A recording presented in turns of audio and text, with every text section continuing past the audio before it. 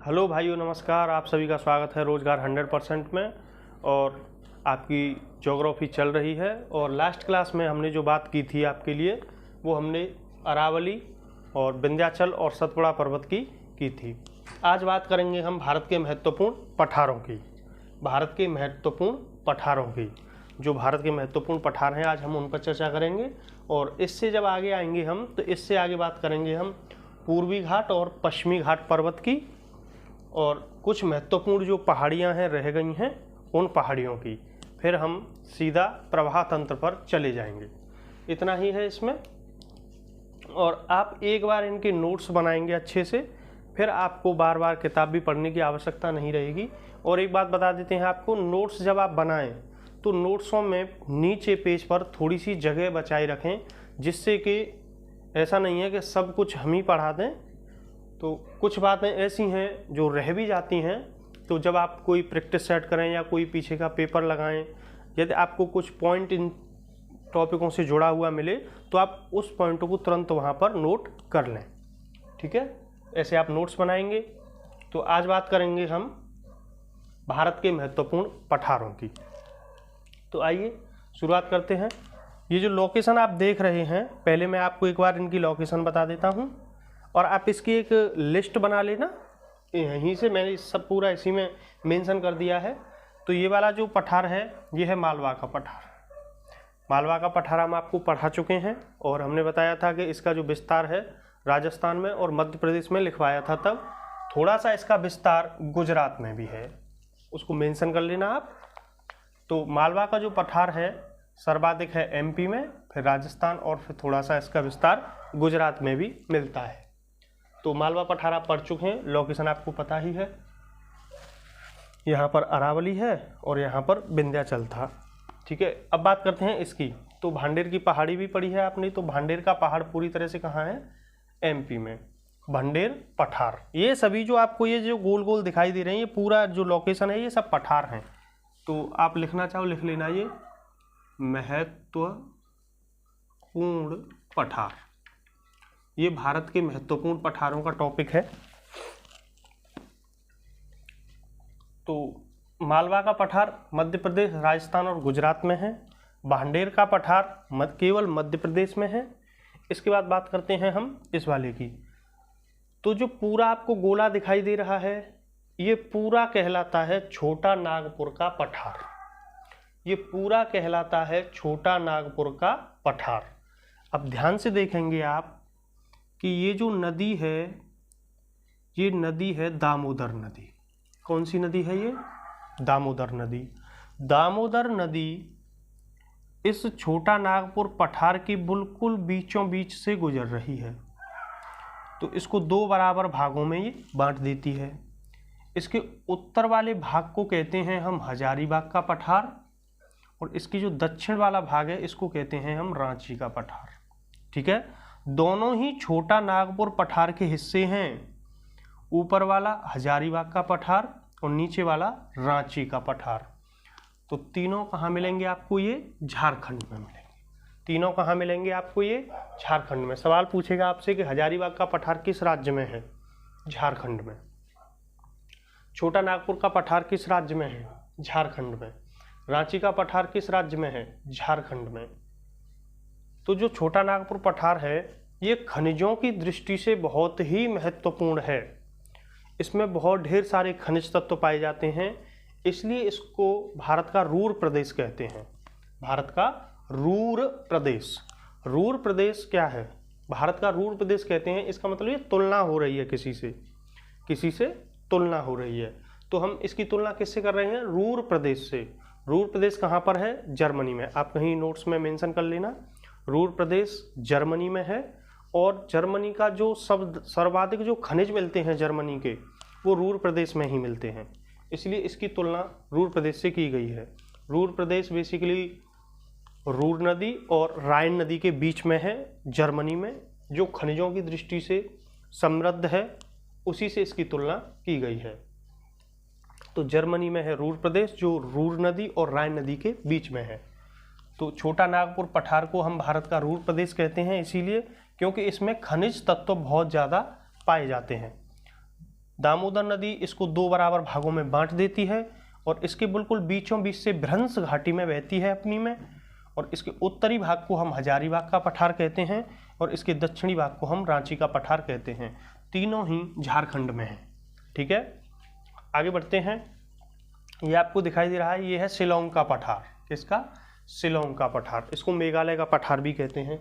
ये पूरी तरह से कहाँ है आपका? ये मेघालय में है। ये कहाँ पर है? ये मेघालय में मिलेगा आपको।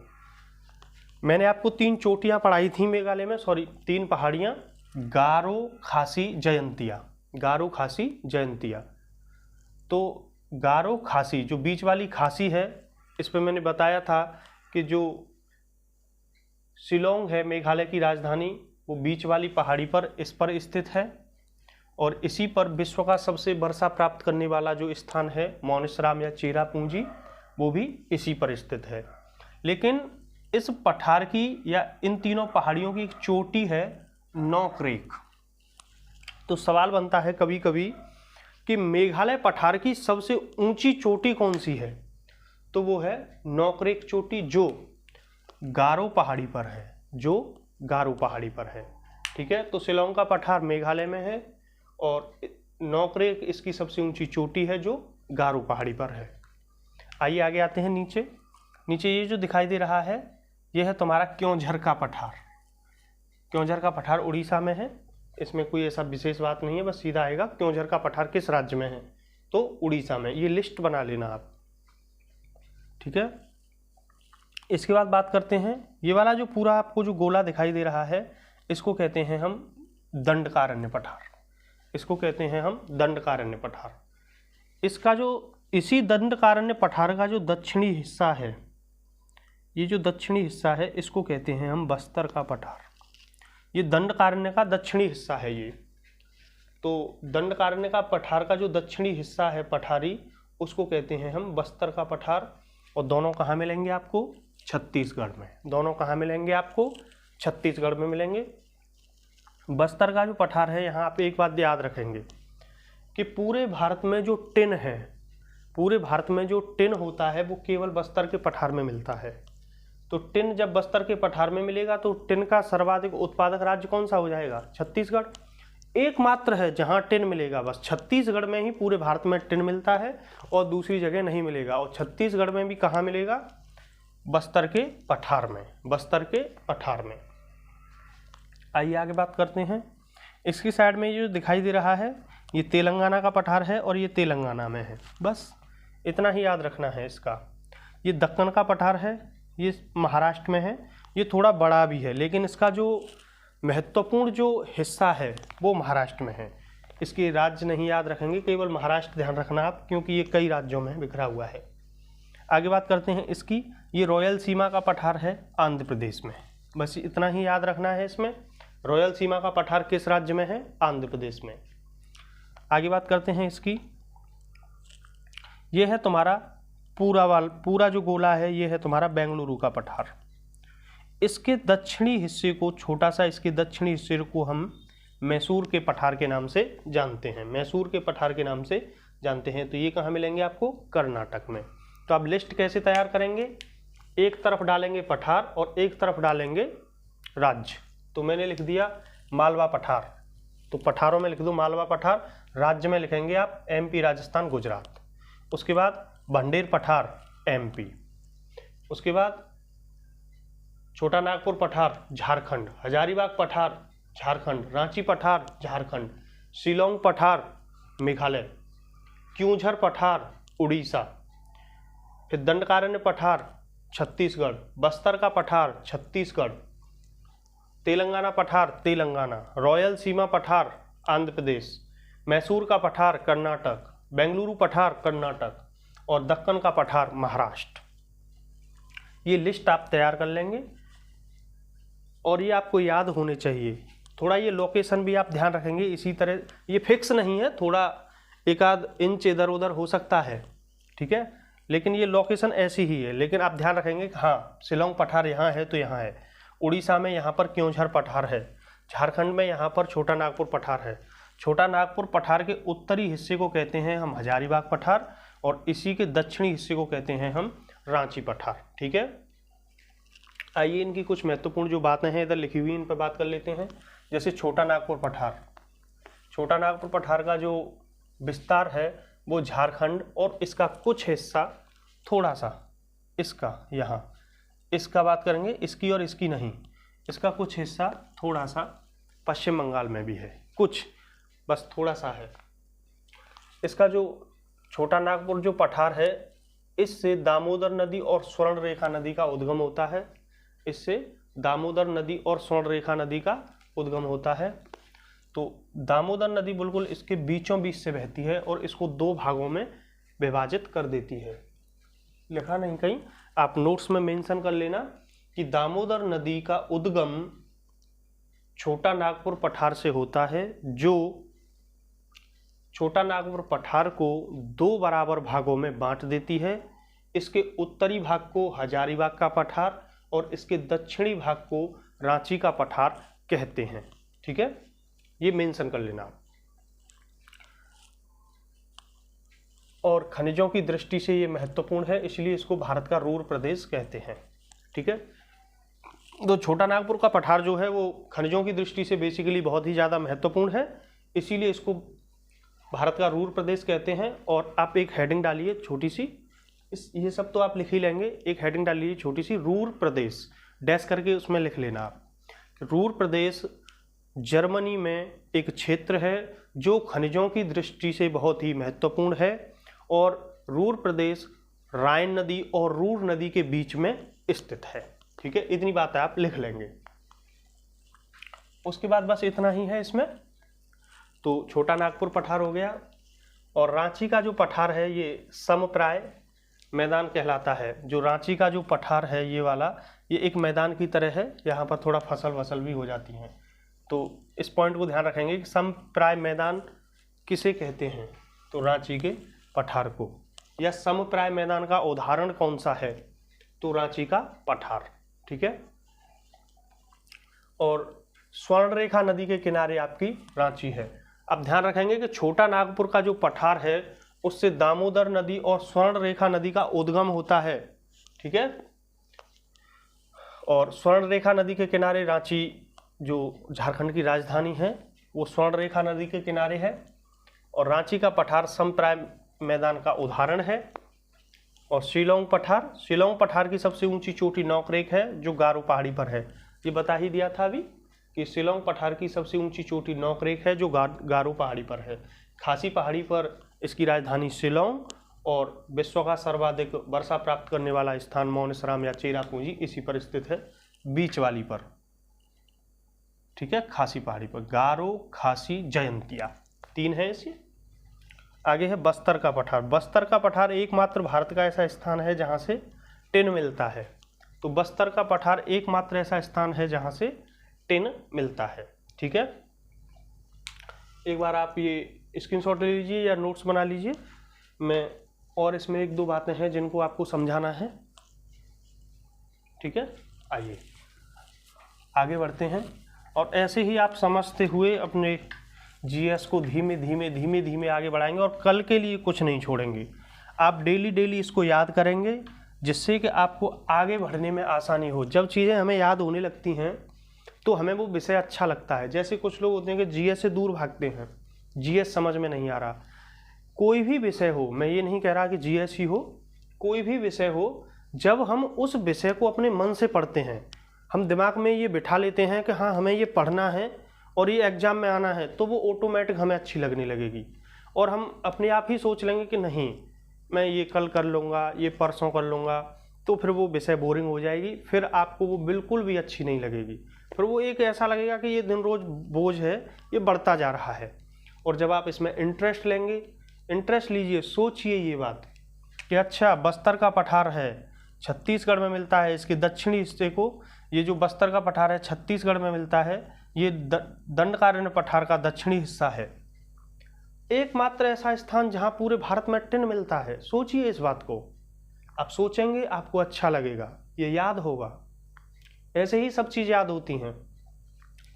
अब याद करने में इसको याद करो ध्यान से कि छोटा नागपुर पठार झारखंड में है, दामोदर नदी इसको दो भागों में बांट देती है, इसके उत्तरी भाग को हजारीबाग का पठार और इसके दक्षिणी भाग को रांची का पठार कहते हैं। इस चीज़ को समझिए। ये चित्र जो दिखाई दे रहा है इसको माइंड में सेट कीजिए। जैसे आप आंखें बंद कीजिए और आप अपने पिताजी को याद कीजिए, तो पिताजी का कोई ना कोई तस्वीर ऐसी होगी जो आपके माइंड में आ जाएगी। मैंने कहा माता जी को याद कीजिए, अब माता जी की आ जाएगी। तो आप इसको इतनी बार देखिए, इतनी बार पढ़िए कि ये अपने माइंड सेट में बिल्कुल एकदम से ऐसे बस जाए कि बस बोल दिया हजारीबाग का पठार तो ध्यान आ जाए कि गोला ऐसे लगा हुआ है, बीच में से दामोदर नदी बह रही है, ऊपर हजारीबाग का पठार है, नीचे रांची का पठार है, और थोड़ा सा छोटा नागपुर का हिस्सा आगे वाला पूर्वी हिस्सा थोड़ा सा पश्चिम बंगाल में भी है। तो इस तरह से ये याद होते हैं। ठीक है, आइए इस बात कर लेते हैं थोड़ा दक्कन के पठार की। दक्कन का पठार, तो दक्कन के पठार की बात कर लेते हैं। बेसिकली ये महाराष्ट्र में है, बस महाराष्ट्र ध्यान रखेंगे। इसका थोड़ा सा हिस्सा गुजरात में भी है, थोड़ा सा एमपी में भी है, और भी ये ढेर सारा फैला हुआ है, लेकिन बस ये ध्यान रखेंगे कि ये महाराष्ट्र में है। तो जो दक्कन का जो पठार है ये भी तुम्हारा किससे बना हुआ है? लावा से। लावा से बना है। किससे बना है? ये लावा से बना है। अब लावा जब निकलेगा तो बाहर ठंडा होगा, ठंडा होगा तो कौन सी चट्टान बनती है लावा से? बेसाल्ट। बेसाल्ट चट्टान बनेगी। आपको मैंने जब इनकी जो आंतरिक संरचना पढ़ाई थी चट्टानों की, तो उसमें पढ़ाया था दक्कन ट्रैप, ध्यान है? तो ये दक्कन का जो पठार है, ये जो दक्कन का पठार है ये दक्कन ट्रैप से बना है। दक्कन ट्रैप से बना है ये। और दक्कन ट्रैप में क्या बताया था कि इसका निर्माण किससे हुआ है? लावा से। कौन सी चट्टानें मिलती हैं यहाँ? बेसाल्ट चट्टानें। तो आप बता देंगे दक्कन के पठार में कौन सी चट्टानें मिलती हैं? बेसाल्ट चट्टान। मालवा पठार में कौन सी चट्टान मिलती है? बेसाल्ट चट्टान। बताया था आपको पिछली क्लास में। तो जब बेसाल्ट चट्टानें जब टूटती हैं, इनका जो क्षरण होता है धीमे धीमे, तो ये बदल जाती हैं काली मृदा में। काली मृदा में। और काली मृदा किसके लिए फेमस है? कपास। कपास के लिए एक बेहतर मिट्टी मानी जाती है काली मृदा। तो दक्कन के पठार में ये ध्यान रखेंगे आप कि इसका निर्माण लावा से हुआ है। बेसाल्ट चट्टान भी दे सकता है, बेसाल्ट चट्टानों से हुआ है, और यहाँ काली मिट्टी मिलती है जो कपास के लिए बेहद उपजाऊ होती है। तो ये बातें आप अपने नोट्स में मेंशन करना। आगे बढ़ते हैं। एक चीज़ और है इसमें, उसको समझना है, वहाँ से भी कई बार सवाल बने हैं। जैसे मैंने यहाँ एक स्ट्रक्चर बनाया है महानदी का, तो आप ध्यान से देख रहे होंगे कि महानदी के उत्तर में है छोटा नागपुर का पठार और इसके दक्षिण में है दंडकारण्य पठार। और महानदी जो बेसिन है, महानदी बेसिन, देखो बेसिन का मतलब क्या होता है? केवल मैं कहूँ महानदी तो ये हो गई महानदी, ठीक है? एक कोई छोटी नदी यहाँ से आकर इसमें मिल गई, एक नदी यहाँ से आकर यहाँ मिल गई, एक नदी यहाँ से आकर यहाँ मिल गई, कोई एक छोटी सी नदी इसमें मिल रही है, ये अपना पानी इसकी सहायता से यहाँ ला रही है, एक नदी यहाँ से आकर इसमें मिल गई, और ये महानदी ये वाली है।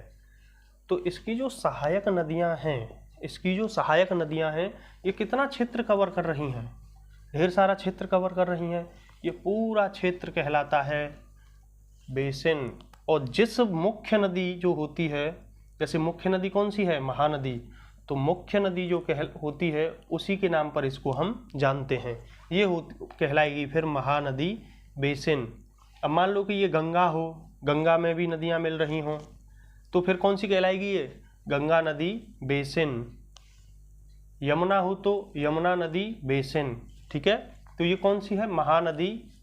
ये महानदी है, और इसमें ये छोटी छोटी नदियाँ चारों तरफ से जो मिल रही हैं, तो ये कहलाती है महानदी बेसिन। तो महानदी जो बेसिन है उसका ज़्यादा जो अधिकतम विस्तार है वो है तुम्हारा छत्तीसगढ़ में, ठीक है? महानदी जो बेसिन है इसका विस्तार है ज़्यादातर छत्तीसगढ़ में। तो महानदी बेसिन धान की खेती के लिए प्रसिद्ध है। धान की खेती, धान की खेती के लिए ये प्रसिद्ध है। यहाँ अत्यधिक धान होता है, और चूंकि इसका विस्तार ज़्यादा है तो छत्तीसगढ़ में भी बेसिकली धान होगा। तो धान की खेती के लिए ये बेसिन प्रसिद्ध है। इसी के कारण छत्तीसगढ़ को धान का कटोरा कहते हैं। धान का कटोरा कहते हैं। धान का कटोरा कहते हैं। ठीक है। यहाँ पर वर्षा जो है कई तरह से प्राप्त होती है। तो यहाँ मानसूनी वर्षा देखो दो तरफ से प्राप्त हो जाती है। एक तो इधर से भी महानदी बेसिन में चला जाता है मानसून, और एक इस शाखा से भी आ जाता है। आप पढ़ेंगे मानसून की दो शाखाएं होती हैं, एक अरब सागर की शाखा और एक बंगाल की खाड़ी की शाखा। तो इसे जो मानसून प्राप्त होता है, इसे जो वर्षा प्राप्त होती है महानदी बेसिन को, वो इधर से भी होती है और इधर से भी होती है। तो एक तो यहाँ पानी की कमी नहीं रहती। दूसरी बात, यहाँ चक्रवातीय वर्षा भी होती है इस बेसिन में। चक्रवातीय वर्षा, इधर चक्रवातीय वर्षा भी प्राप्त हो जाती है और मानसूनी वर्षा भी प्राप्त हो जाती है, इधर से भी इधर से भी। तो यहाँ ठीक ठाक वर्षा पहुँच जाती है इस नदी बेसिन में। तो यहाँ धान की फसल अच्छी हो जाती है। तो इसीलिए धान की खेती यहाँ अच्छी होती है। चक्रवाती वर्षा भी प्राप्त होती है महानदी बेसिन में, इसीलिए छत्तीसगढ़ को हम धान का कटोरा कहते हैं। जबकि छत्तीसगढ़ में धान सबसे अधिक नहीं होता, पर चावल सबसे अधिक कहाँ होता है? चावल सबसे अधिक कहाँ होता है? पश्चिम बंगाल में। लेकिन ये नदी बेसिन है, ये इसीलिए फेमस है। एक बात और ध्यान रखेंगे, यहीं याद आ गया है कि यूपी का एक जिला है चंदौली जिला। ये कहाँ का है? यूपी का। यूपी में सबसे अधिक धान की खेती इसी जिले में होती है, इसीलिए इसको यूपी का चावल का कटोरा कहते हैं। चावल का कटोरा। तो यूपी का चावल का कटोरा कौन सा है? चंदौली। यूपी का चावल का कटोरा कौन हो जाएगा? चंदौली हो जाएगा। तो ये समझ में आया आपका नदी बेसिन ये धान की खेती के लिए फेमस है, महानदी बेसिन। इसीलिए छत्तीसगढ़ को हम धान का कटोरा कहते हैं। और इस महानदी बेसिन को इधर से भी और इधर से, दोनों तरफ से, दोनों शाखाओं से मानसून प्राप्त होता है और यहाँ चक्रवातीय वर्षा भी प्राप्त होती है। इसीलिए पानी की सिंचाई की कोई कमी यहाँ नहीं रहती। ठीक है। तो हम समझते हैं कि बहुत अच्छा समझ आया होगा आपके ये पठारों वाला चैप्टर। अब नेक्स्ट चैप्टर में हम बात करेंगे पूर्वी घाट और पश्चिमी घाट की, और कुछ महत्वपूर्ण पहाड़ियाँ हैं जो केवल इतना याद रखना है उनमें कि कौन सी पहाड़ी किस राज्य में है। ठीक है। और क्लास यदि आपको बेहतर लग रही हो तो क्लास को लाइक कीजिए, शेयर कीजिए और अपने दोस्तों तक इसको पहुंचाइए और हमारा सहयोग कीजिए कि आपका एक सब्सक्राइब हमें बहुत आगे बढ़ाएगा। धन्यवाद।